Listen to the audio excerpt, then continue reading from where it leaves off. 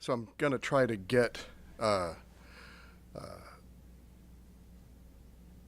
little bit of familiarity with this group about what radiation can and can't do, and sort of just go over the tools we have, and then maybe at the end talk a little bit about where we're going.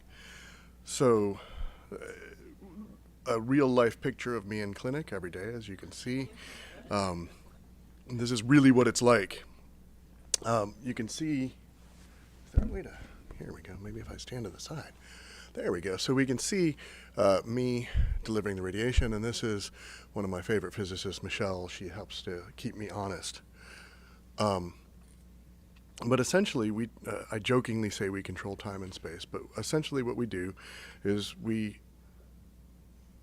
use spatial conformality to try to radiate more of what we want and less of what we don't want. And then we use different time factors of how quickly you give the dose, how often you give the dose, how much dose you give, all to sort of modify the normal tissue toxicity. The technology we use, I guess the first question that you always get from patients is, I want the best, what's the best for this and that, what's always the best? And I would argue, if you go into your workshop and say, what's your best tool? Well, if you got a nail, you got a hammer, right? If you got a Phillips screwdriver, is really bad for flathead screws. So, I mean, just like everything, radiation is a tool. There are many different ways to deliver it, many different mechanical contrivances to make the radiation do what we want, and some are better for certain circumstances than others. So the kinds of technology we use to control time and the spatial aspect, we can just sort of shine regular x-rays in a 3D pattern, as you can see on the top, and that is going to try to conform radiation around the site that we're trying to treat. You can see, however, the red is the high dose, green and blue are sort of the medium low dose, and you can see with this particular thing we can't get super conformal, but we can completely avoid, say, treating this lung. If you use something like IMRT, which is just a fancier form of X-ray radiation, where we use this contraption called a multi-leaf collimator to shape the beam in space, we can get more and more conformal around a target, but at the expense of dose that ends up going elsewhere in the body. With the X-ray technology, we can be extremely conformal. So, for example, if you're treating a metastasis to a vertebral body here, you can see we can really wrap that radiation very tightly around the metastasis, missing the esophagus in the front, missing the spinal cord in the back, and do a really good job to get a high dose. Noting, though, when I kind of turn that dose color wash a little lower, that you can see there's still at the expense of some of this exit dose that kind of forms a cloud around things. When you talk about the best, everyone always wants the most expensive, which is proton radiation. Sometimes it does you a favor and sometimes it don't. You can see here what you do with protons is you literally can paint a target with radiation. So you're actually scanning a pencil beam through tissue in 3 dimensions to create this dose distribution and sort of paint the radiation there. This would always be best if you were a block of wood. So if you were perfectly square and I knew exactly what you were made of and nothing could ever change or move, this would be by far the most accurate radiation you can get. And essentially, to the extent to which the area I'm going to radiate doesn't resemble a block of wood, near the diaphragm, lots of motion, different tissue densities. There's lung, there's rib, there's spine bone, there's the heart that's beating in and out of that area. I can't be certain what the protons are going through, and so I can't be as precise. And there are times, many times, where that imprecision actually makes it worse than X-rays. So again, it just depends on the site and it depends on what you're trying to do. What we do in terms of time, many of you may remember relatives getting radiated and things, or friends getting radiated with maybe 30 or 40 or more radiation treatments over 8 or more weeks. And we certainly do that if we're going to treat a very, very large field. So if I'm trying to treat the entire pleura, for example, that has to spread out over time. But what we've really gone to now, more and more so, is these fields that are smaller or small-ish and very, very conformal techniques that sort of minimize the collateral damage, and that allows us to get radiation done in a few treatments over just a few weeks, anywhere from 1 to maybe 5 or 10 treatments. We do a lot of different things to stop patient motion or to try to account for patient motion. So for example, in the chest, we frequently use things like compression belts or breath holding technology to sort of try to freeze the motion as well as we can. And as things have gotten more sophisticated in imaging, which you'll learn about more today, we start using all of these different imaging modalities as we try to plan. So it is frequent now that my patients who are getting radiation might have a PET scan, a regular CAT scan, and even an MRI that are all fused together in the treatment planning system. When we can't freeze the motion, we have to account for it. So we have various technologies. So for example, you can see, is that going to play?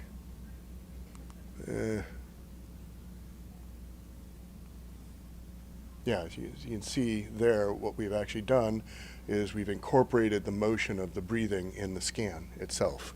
So it's a 4-dimensional time-based scan, so I can actually account for where things are going to be during the entirety of the time the beam is on. All right, enough of the silly physics. What do we actually do with this? So again, we come to this with both large and small fields. We can treat the entire external pleura, and this is really critical. With modern technologies, including protons, you can do amazing things. So you can see here is a patient who had a recurrence post-surgery, higher dose where the recurrence is, and a generalized low dose everywhere else. And in fact, this particular patient only had 1 kidney, and with protons, I was able to spare that kidney any dose whatsoever. So nearly miraculous. But one of the big issues you face is many patients have disease that is in the pleura that goes into the lungs, so the lungs are wrapped in pleura, each lobe separately, and if the disease is really bulky in this center part of the chest, you really can't spare anything, and so it really knocks this kind of technology out, and this is something we don't really do that frequently. Much more common is something like this patient here, where you can see a recurrence of meso in the anterior mediastinum as a node, and we're able to use this technology to really wrap the radiation around it very nicely.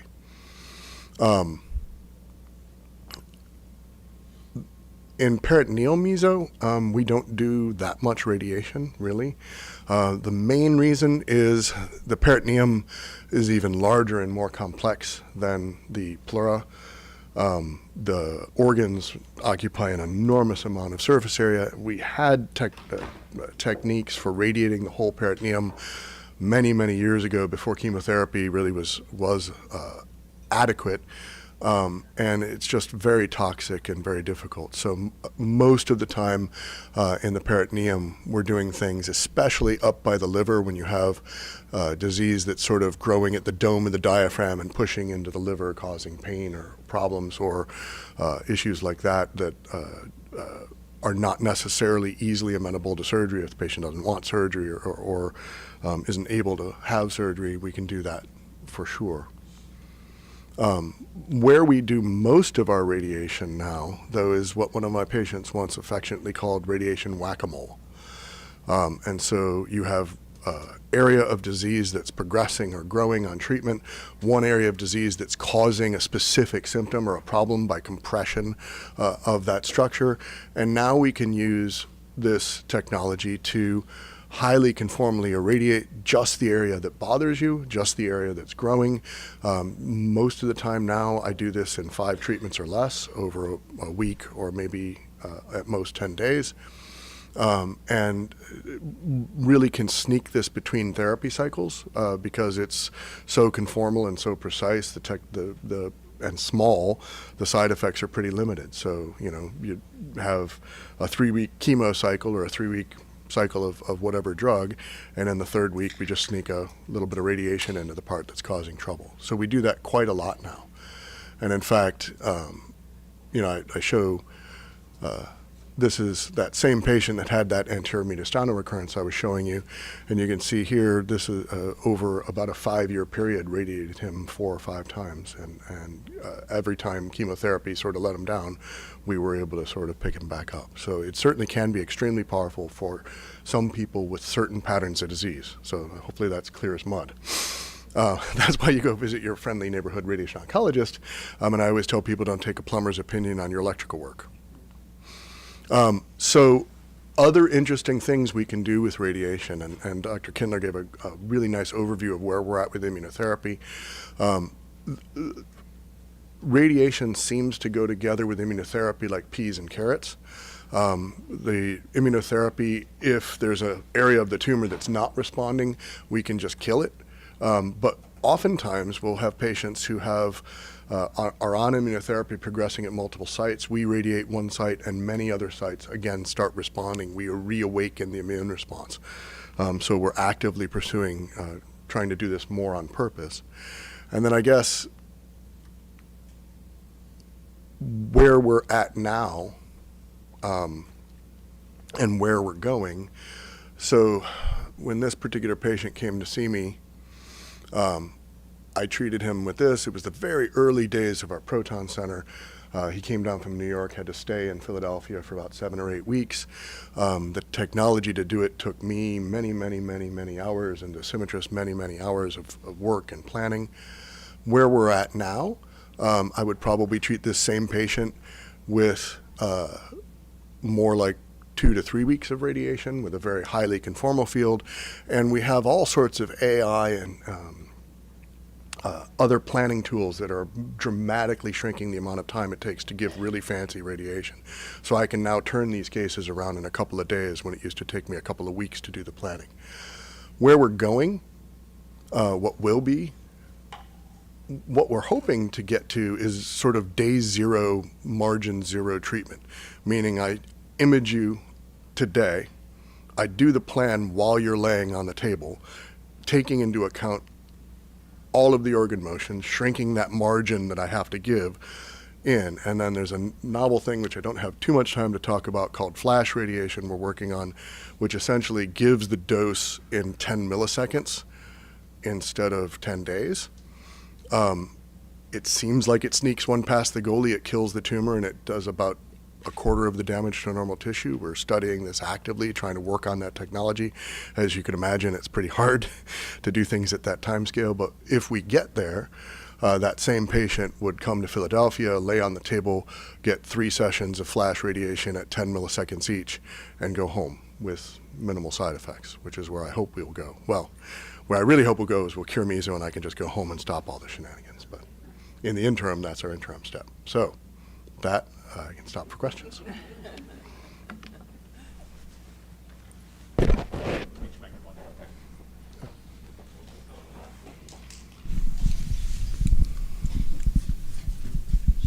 Thank you. That was really informative. Do you know anything about the FAPI scans that are being done in Germany? FAPI, F-A-P-I? Oh, the FAP PET scans. Yeah. So that's actually a really interesting area, and I guess I think we have a radiologist, a proper radiologist speaking as well today. But the area of functional imaging is becoming really exciting. You can use a molecular target now, and it's pretty easy to create novel imaging agents that then image for a specific protein. So a PET scan looks at radioactive sugar utilization. It's a pretty gross tool. You can do a similar kind of PET scan by taking a molecular marker like FAP or any of these things that we think are cancer specific, and you can hook a PET isotope onto it and use that to detect, to not only find the cancer, but you can maybe interrogate its biology and start to think about how to treat. So early days of this, for example, in patients with prostate cancer or some neuroendocrine tumors, we can use the PET scan with that molecular target to figure out if their tumor expresses something and what pattern their metastatic disease expresses it in, and then use that same exact tag and put an alpha emitter, which is a cell-killing form of radiation, and actually use that to target radiation all over the body. And then typically I follow that up with kind of spot welding the bigger spots, and we're starting to do that more and more. I think it's a potentially very powerful paradigm. Dr. Cengel, over at this side of the room. Yes. Is radiation therapy, or more specifically proton therapy, effective with patients with multiple tumor locations? Can be, and you know, so one of the difficulties we run into now is that I can irradiate many sites in the body at the same time or over time because of the precision that we can radiate. The question I start asking is, I become very suspicious if I'm radiating you because you got a spot and I got a beam. When am I doing clinical good? Am I erasing, are there, and we do this again, 3 sites that are progressing and everything else is being held in check? That's an easy one. Even easier, one of those sites hurts. And so I know even if I'm not changing your story by radiating that site, I'm making you feel better. Much harder when you have 4 or 5 places where I could radiate, but then you're sort of having to think about what does that mean in the overall course of the disease? Is it likely that's the only places that it is that I could erase? Or am I going to finish that? You're going to get your next scan 2 weeks later and you got 3 more growing. And what we should have done was change the systemic therapy. And that's a really difficult thing to finesse for sure. Okay.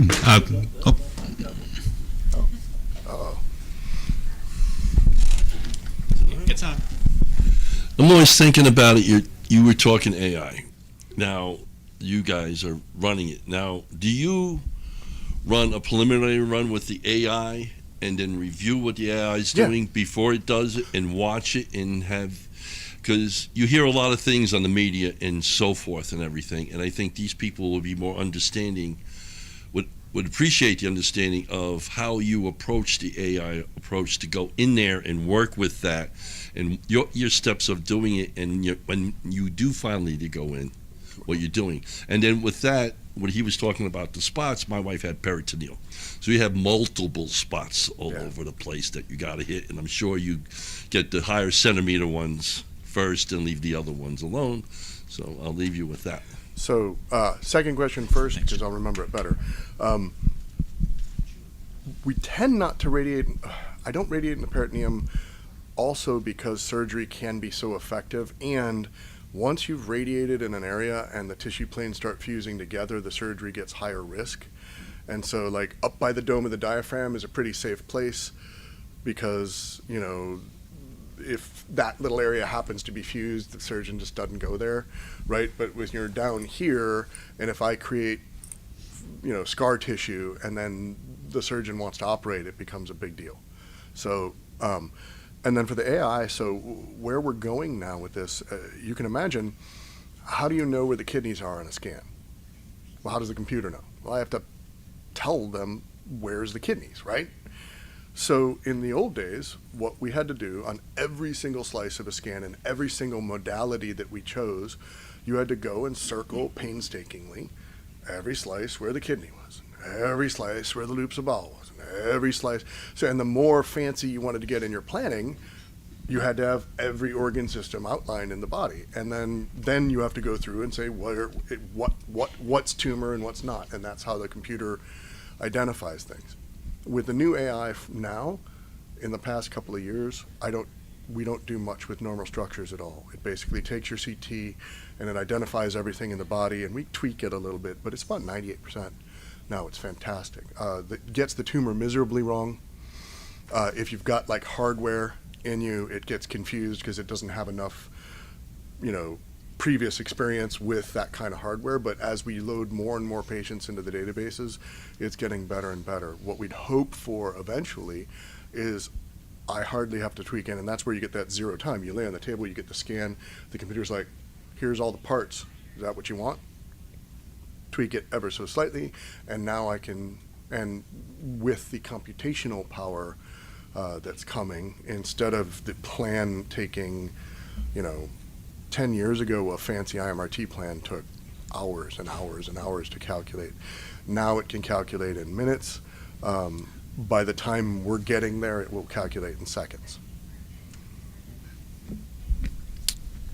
One more question, and then we have to move on to our next speaker. So, who had to hand up first? Uh-oh.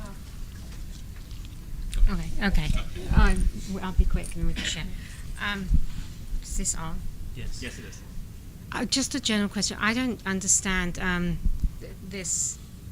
We've got radiation, and then there was this big thing about histotripsy of the University of Michigan, which is using some kind of sound waves to treat. Is there any movement of treating this kind of cancer with sound waves? And what is the benefits or the things? I think I understood you say that treatment with radiation is going to generate some kind of scar tissue. I'm just wondering where that's going. So there are a number of those kind of modalities that use ultrasound or other technologies, and they do a couple of different things, but roughly they use that to create heat to sort of destroy a tumor. They can be focal. They do still generate significant scar tissue, and like next to something like a big vessel, it's hard to get tissue to heat up because the body is designed to redistribute heat. So it's certainly a thing that can be done, and some of the technology is coming along. Again, it's sort of like a tool that for very specific cases can help. Typically not so much for meso, at least for now. I just have a question about radiating the same place twice. And my other question would be insurance companies not willing to pay for targeted radiation.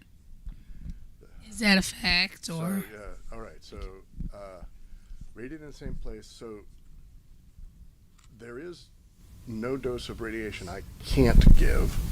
There's a dose of radiation I don't think the juice is worth the squeeze. And so basically, if you radiate an area once, I gave you what I thought was the best compromise between efficacy and side effects. If it grows back there, I can give more, but it's going to have a higher risk. And so you just have to have a good reason to do it.